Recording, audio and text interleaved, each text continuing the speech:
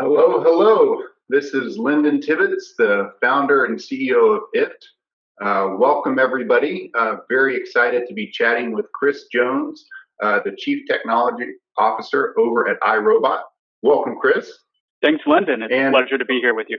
Yeah, we're, of course, very excited to talk about the smart home. I think Chris and I, one of Chris and I's favorite topics. Before we get started, wanted to make a quick note. Hope everybody out there, wherever you are, whether you're in the U.S. or international, hope you're staying healthy and safe, whether you're self-quarantining or some other version of it. We're really excited that you're still able to join us, and hope all is well in your world.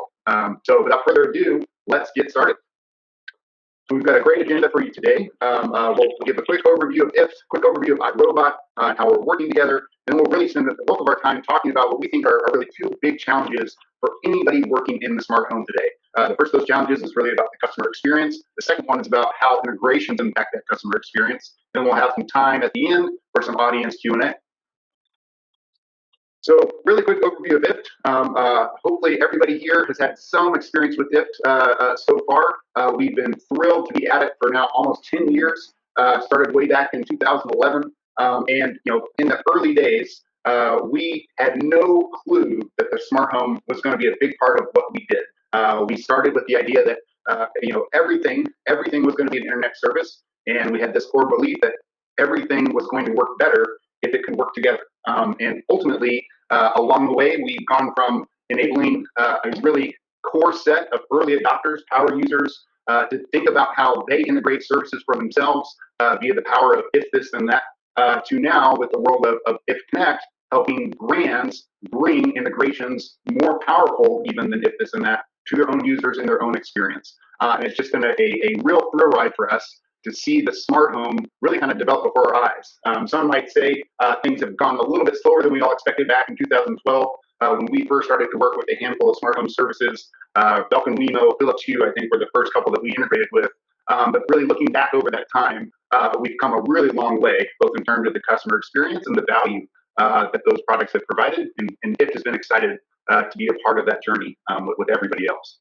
So let's really talk about some insights that we've seen over the years. So of those 20 million users that are on the IFT platform today, over 10 million of those have connected at least one smart home product. And in many cases, it's 3, 4, or 5 smart home products.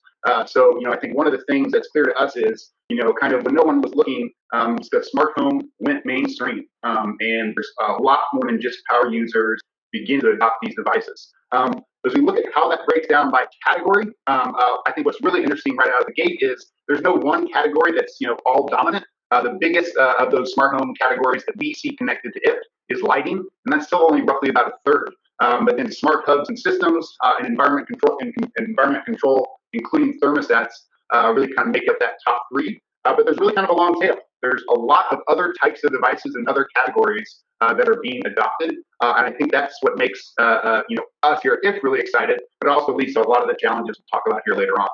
When we think about what devices or smart home products are connecting to or integrating with on IFT, they're on the right here on the slide. You see that of the integrations within the smart home, some of those same categories really dominate. Lighting, smart hubs and systems, thermostats that are part of that environmental control and monitoring. But also we see there, even though it's in 4th place with about 200,000 integrations enabled so far on the platform, is security and monitoring systems. And we've seen this just in the last couple of years really begin to pick up steam. So things like connected doorbells, connected security cameras and security systems, and a lot of the, I think it's safe to call it a DIY movement in terms of connected home security has really begun to pick up. I think the other big story that we've seen over the years that I think is really counter to a lot of the narrative that's out there today is that when we think about integrations for smart home products, the common way to think about it is products talking to each other within the smart home. But what we see on IFT is the largest number of integrations are actually smart home products talking to, in many cases, just web services themselves. So you see those top 4 integrations to non-smart home products. The first are mobile devices. Weather is incredibly popular, especially as you get into things like smart shades, smart lights, calendars, whether that's Outlook or Google Calendar or Apple Calendar is also very popular, and location kind of brings up that 4th spot. So I think there's lots and lots of value when you think about integrations to other smart home products. But when you think about integrations, if you're not thinking holistically about all the other products and services your customers are adopting, you're really missing a big chunk of that potential value. So yeah, I'll stop there and kick it over to Chris to tell you a little bit more about iRobot and what they're up to. Okay, so let me go ahead and jump in then. So this is Chris Jones. I'm the CTO at iRobot. iRobot, for those of you who don't know us, is a leading global consumer robot company. We were founded in 1990, actually, and we've been inventing and shipping all sorts of different robots over these last 30 years. At this point, we're singularly focused, though, on designing and building robots that empower people to do more, both inside and outside of the home. iRobot created the home robot cleaning category with the introduction of the Roomba robot vacuum back in 2002. And since we sold more than 30 million home robots worldwide. Today, our products include Roomba, the Brava family of mopping robots, and Terra, the robot mower. And we're on a journey to building an ecosystem of robots and technologies to enable a truly smart home. At this point, most all of our robots are connected, and many of them have advanced AI software running on the device that enable them to learn the nuances of your home to deliver a personalized cleaning experience. As we progress on this smart home journey, we're excited to be working closely with IFT as we look to connect our products with other connected devices commonly found in our consumers' homes. Connecting with other devices in the home opens up new opportunities for us to continue to innovate with the degree of personalization and responsiveness in products that our consumers have in their home. For example, available in the iRobot app today and enabled by the IFT Connect platform is the ability for our consumers to set up automations that intelligently start or stop their robot whenever they leave home or arrive home based on triggers from other connected devices and services. You want to have your Roomba start cleaning, for example, when you leave home in the morning, but not before, then you can easily set up your Ecobee thermostat and how it enters away mode to be a trigger to starting your robot to clean. Keep that robot out from under your feet when you're just trying to get out the door, a few minutes late, wrestling the kids.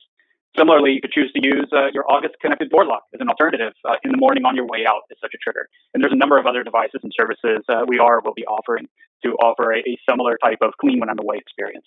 And these available automations are surfaced, importantly, they're surfaced very organically to our users natively within our mobile app experience.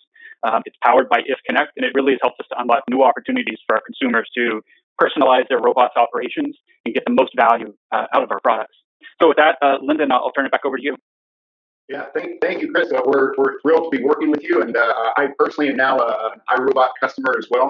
So all the smart home products I've adopted, it's a little surprising I haven't jumped on the robot bandwagon yet, but honestly, it's one of those ones where surprised I lived without it for so long. So very, very excited. So with that, I'd love to talk about these two different smart home challenges that we see. The first one is about getting the customer experience right. If you've attended any type of smart home panel or webinar or any type of talk in the past, you know that this is just a common theme. It's going to be one that we'll be working on in this industry forever.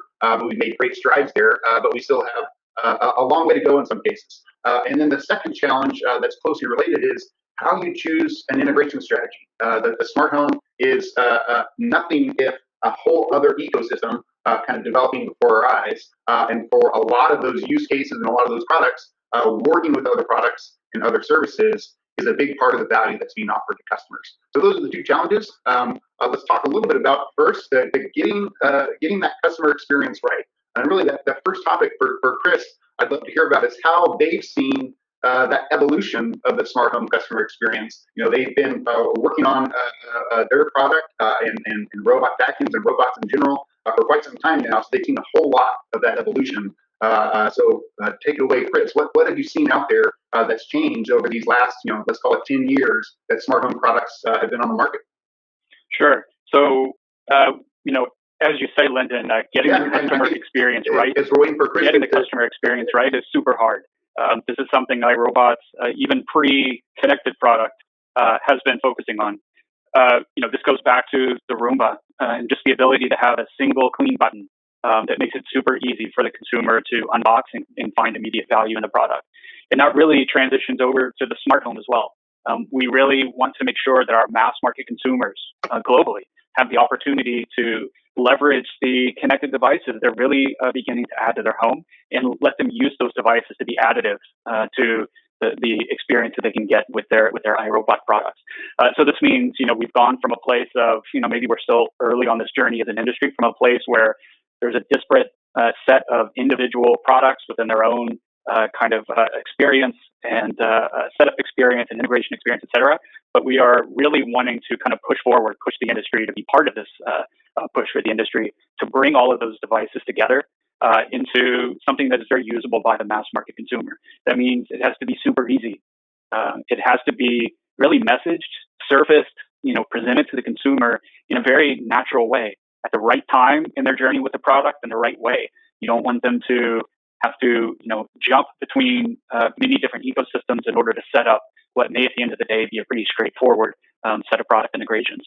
You want them to just be able to, let's say onboarding the product, be presented with some opportunities to, increase the value of the product that they're just now setting up by pulling in devices they already have, other devices they already have in their home.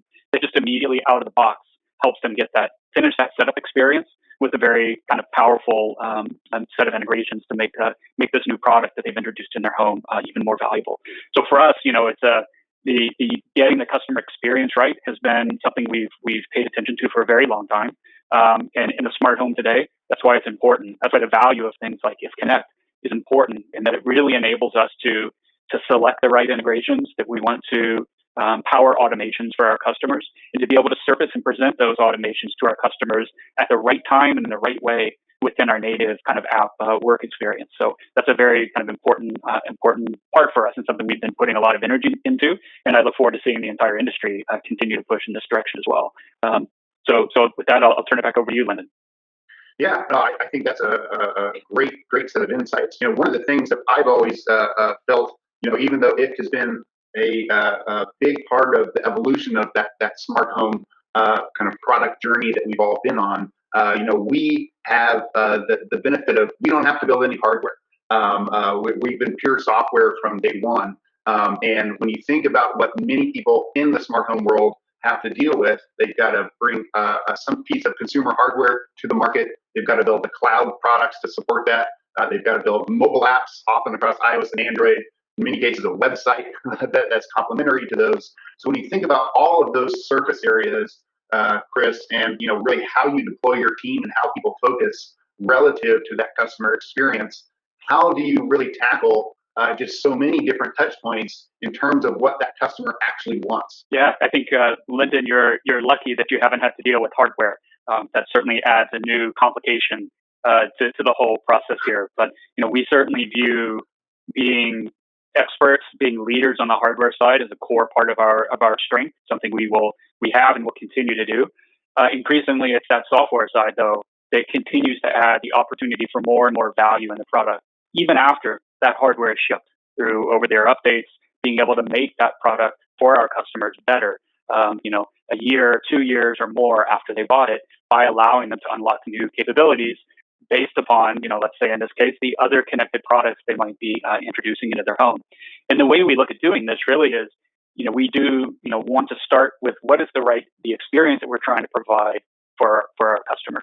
And the example that we've rolled out now that we were talking about earlier around enabling the product to intelligently clean when you're away.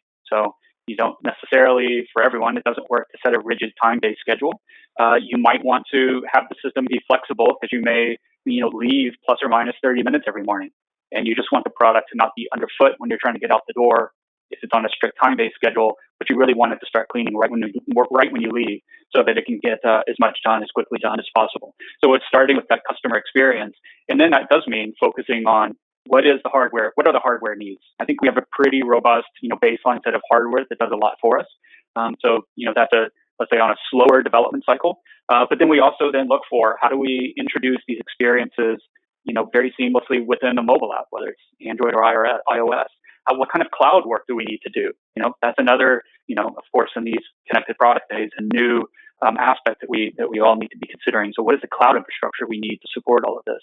And then if you're thinking about interacting or integrating with other products in the home, it's maintaining all of those kind of API integrations that are required if you want your product to work well with these other devices in the home. So with all of those things, you kind of need to do beyond even the hardware to keep introducing these new experiences on hardware that may have shipped, multiple years ago.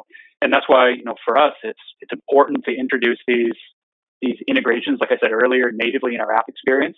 It means we got to do, of course, the mobile app work, There's some cloud work to support that there, but it's great to have folks like IFT in the ecosystem to help with that broad, that long tail of library of API integrations that IFT Connect can bring to partners like iRobot to help us move quickly to build these integrations and maintain them with other devices in the quickly evolving smart home. It's something that eases the burden a little bit for us by finding the right partner in folks like yourself. Yeah, that's fantastic. And Chris, one of the things that I've always pointed to when talking about this kind of evolution of the customer experience for anybody there in the industry that's tried to connect a smart home product to their phone via Bluetooth or to their Wi-Fi, 5 or 6 years ago, and then you go back and try it today with any product, it's really kind of night and day. It really kind of took a special kind of magic spell, incantation, and just like, kind of guru-like patience to connect something to the Wi-Fi 7 or 8 years ago.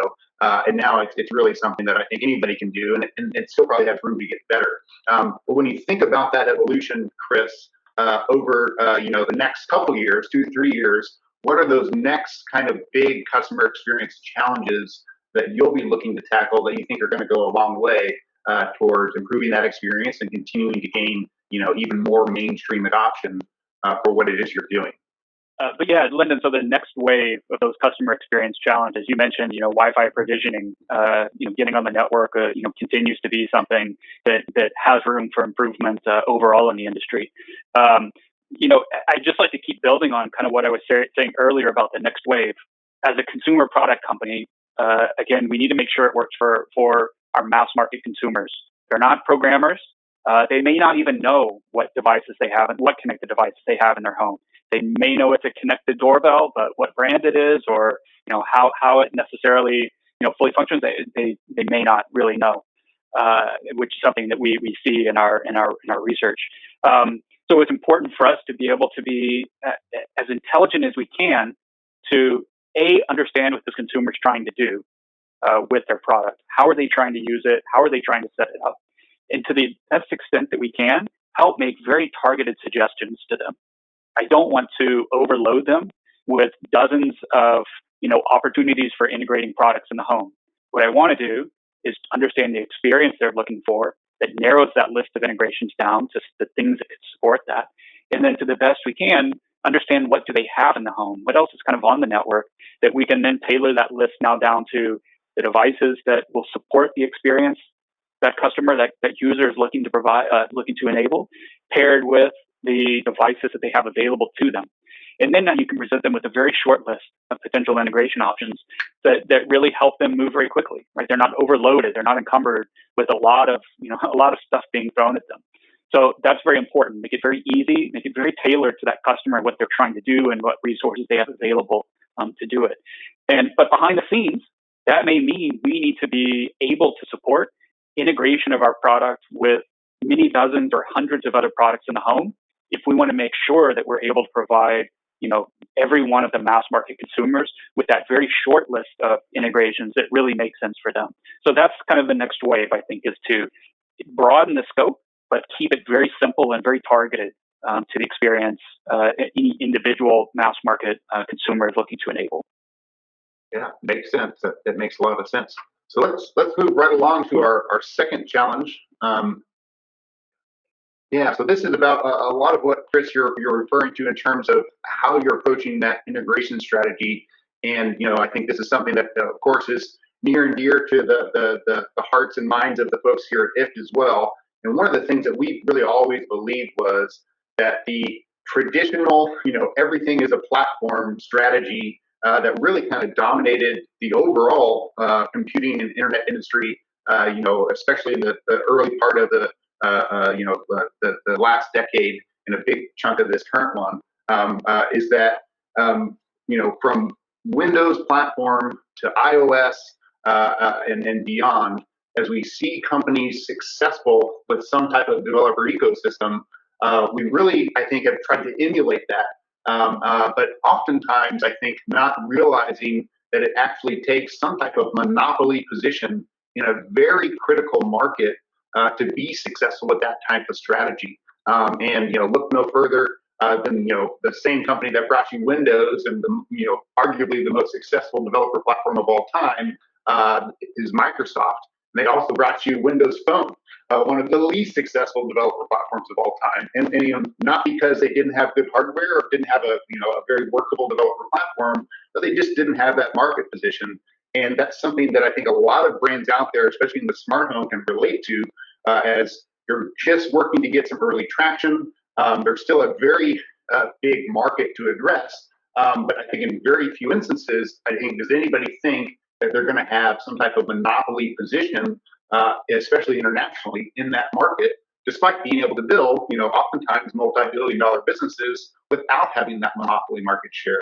So when you think about choosing an integration strategy, it's someone at a, I would say, very dominant and I think very successful company within your category at iRobot. How do you think about it? And I think maybe starting with, what's the real need? Why have that integration strategy in the first place? What's the value that iRobot gets if you're successful there? Sure. So as we we're just talking, I think there's a great segue that really our desire to integrate with other products or services kind of centered around the smart home is about providing those innovative kind of user experiences that allow their robot to be kind of tailored, personalized to the state of that home, that those insights you can gain from other devices, like when the door is locked in the morning, that's the trigger that you're leaving home. So if that's what we want to do, then thinking about how do we kind of manage that integration strategy on the back end.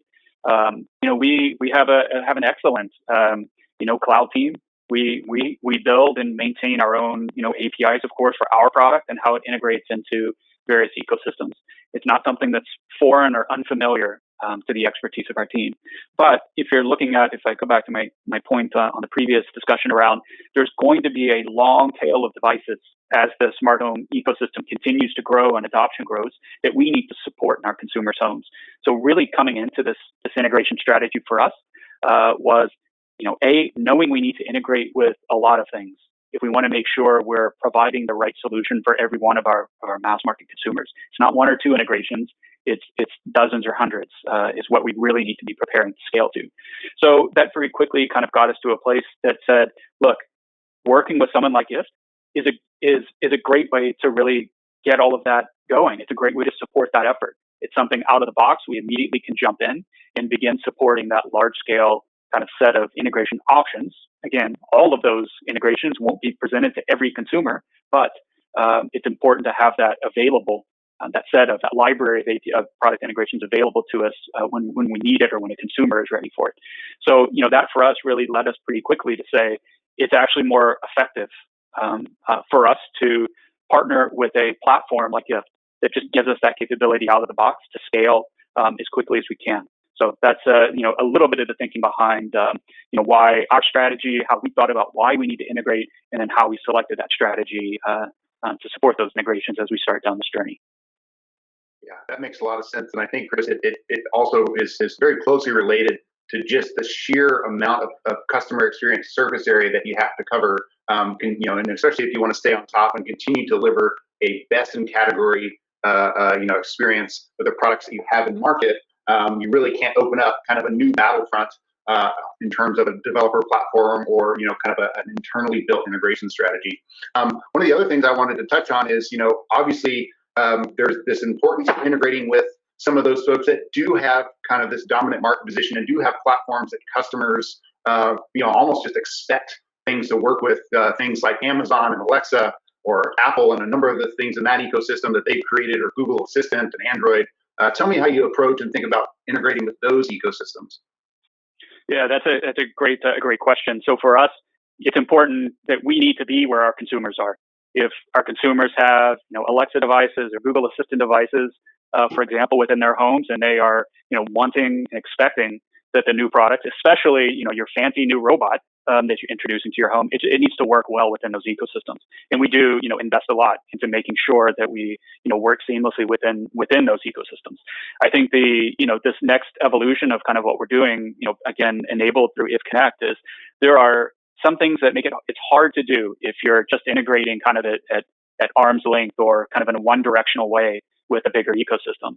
And that's that you can't surface those experiences in a very tailored way during kind of the workflow of our product when and where we want them.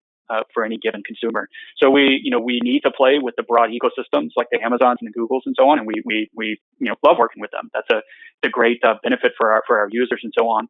But we also know that there are some things, some consumers don't have those voice assistant ecosystems, and some consumers, while they may have them, there are some experiences that they're really not ideally suited to create or help us manage for our consumer. So we have this two-pronged approach of play nicely within the broader ecosystem, but then think very carefully about what integrations do we need to deliver natively that allow the very targeted experiences we want to make sure our consumers are able to benefit from. Yeah, that makes a ton of sense. Okay, let's move on. I think we'll take some questions from the audience. So if you've got your GoToWebinar chat open, go ahead and throw those in there. We'll try to get to a couple in the time we have remaining. One that came in is really related to Chris, the iRobot kind of UX and branding that you have, and I think you've done a really great job of so far. But how important is maintaining that UX and brand as you think about presenting integrations, whether that's with IFTTT or someone else? Yeah, I mean, I think that's super important. There are, again, some of these the targeted experiences that we want to make sure we're enabling. You want that consumer to be very naturally walk through the surfacing of those, the opportunities for those experiences, the setup of them, to have it feel very natural, right? To not look foreign, like you're jumping between ecosystems or apps or different kind of environments, et cetera. To have it happen in a very structured way that's unified, I think is important. So we need to maintain, it's the UX, right? The UX looking as familiar as possible with as compared against the rest of the way that our product works, the way the app looks and feels. And that branding is important too. That branding gives a sense of trust, right?